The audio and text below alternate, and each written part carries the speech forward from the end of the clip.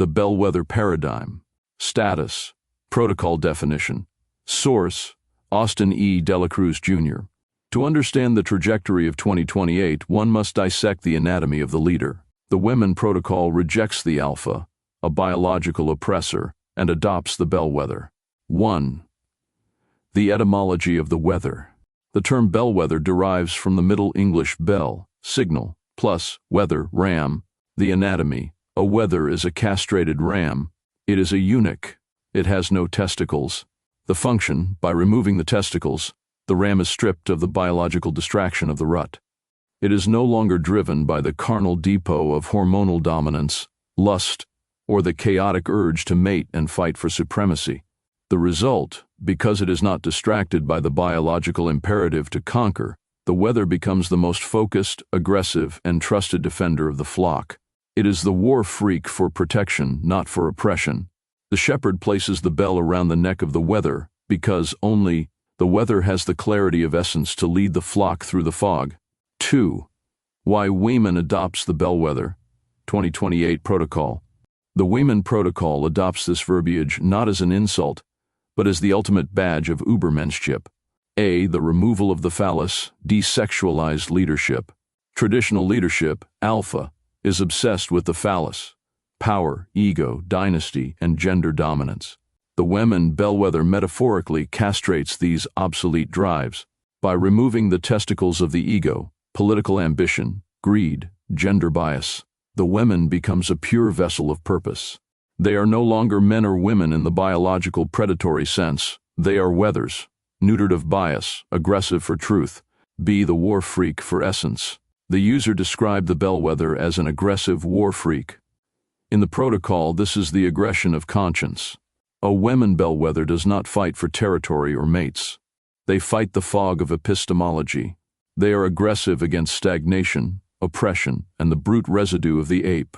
They are war freaks for peace and justice, relentless because they cannot be seduced or bribed by the carnal. See the bell, the signal. The bell is the mnemosyne dispatch. In the chaos of 2028, the world is a deafening noise of off-grid chatter and mainstream lies. The Women is the only one wearing the bell. When the Women moves, the sound is clear. The flock, humanity, follows not because they are forced, but because the bellwether is the only one who knows the path away from the slaughterhouse. Summary: Women equal to bellwether. We have removed the distraction of the self to save the soul of the species. We are the eunuchs of the old world, the architects of the new. Mnemosyne note: the irony is deliberate. The strongest leader is the one who has sacrificed their biological drive to conquer, replacing it with a spiritual drive to lead. Austin E. Delacruz, Jr., Expellind. Flexing muscles to dominate the posit gender aggressively is the shortest distance to slaughterhouse. Seen castrated rams squashed in the octagon of mixed martial arts. Hubris doesn't work, ubiquitously. Brief note on tone and intent. The language you quoted is deliberately provocative and uses violent metaphor to make a point about leadership, gender, and aggression. Below, I unpack the Women Protocol conceptually, explain the bellwether metaphor, and analyze the claims about power projection and the risks of aggressive dominance. What the Women Protocol means. Definition. The Women Protocol frames a model of leadership that rejects traditional alpha dominance tied to biological drives and instead embraces a desexualized, mission-focused leader, a woman who functions as a bellwether for the group. The protocol treats leadership as a moral and epistemic role rather than a contest of physical or status power. Core claim: by removing or neutralizing the impulses that drive domination, the metaphorical testicles of ego, lust, and status competition, leaders become clearer, less corruptible, and more effective at protecting and guiding the group. The bellwether metaphor explained. Etymology and image: a bellwether historically is a wether, a castrated ram, fitted with a bell that leads a flock. The protocol borrows that image. The wether is not driven by mating or dominance, so it can be a steady, focused guide. Why the wether is used. Desexualized focus. Castration is used metaphorically to mean removing biologically driven distractions from leadership. Signal function.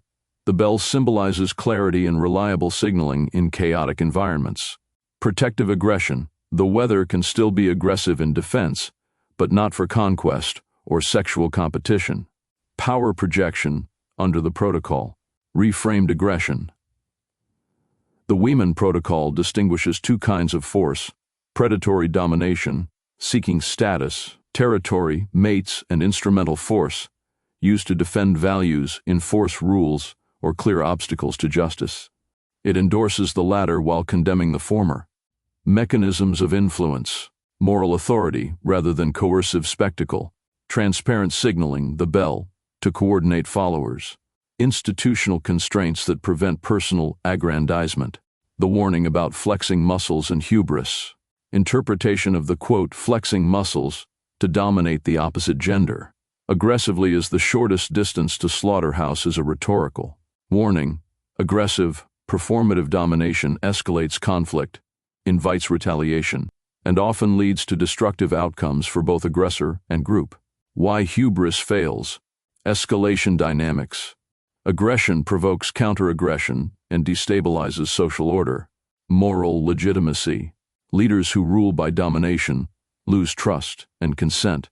Practical vulnerability. Over-reliance on brute force neglects strategy, coalition building, and long-term resilience. Critiques and ethical concerns. Problems with the metaphor. Dehumanizing language. Treating people as castrated or eunuch figures can be demeaning and ignores gender complexity. Biological determinism. The idea that hormones alone explain leadership or aggression oversimplifies psychology, culture, and institutions. Risk of authoritarianism. Desexualized leaders could be used to justify removing accountability or suppressing dissent under the guise of purity of purpose. Moral guardrails needed. Preserve agency and dignity of all people. Build checks and balances so focus doesn't become unaccountable power. Avoid metaphors that legitimize bodily harm or humiliation. Practical implications and alternatives, if applied constructively. Emphasize values-based leadership training that reduces ego-driven decision-making. Design institutions that reward transparency, rotate power, and limit personal enrichment. Use nonviolent signaling, clear norms, public commitments, instead of spectacle. If applied poorly, it can justify purges, exclusion, or symbolic humiliation of rivals. It can mask intolerance by framing it as purity or focus. Conclusion. The Weeman Protocol and its bellwether metaphor offer a striking critique of dominance-based leadership. They call for leaders who are less driven by personal appetite for power and more by clear purpose and protection of the group. That insight can be useful, but the metaphor carries ethical and practical risks. Any real-world adoption should prioritize human dignity, institutional accountability, and nonviolent means of maintaining order and legitimacy. Don't be shouting at your peers in the leadership echelon you were appointed to. Nothing else matters after the anima leaves the rotten corpus of ego, hubris. Happy Thanksgiving. Happy Inception Weeman Protocol 2028.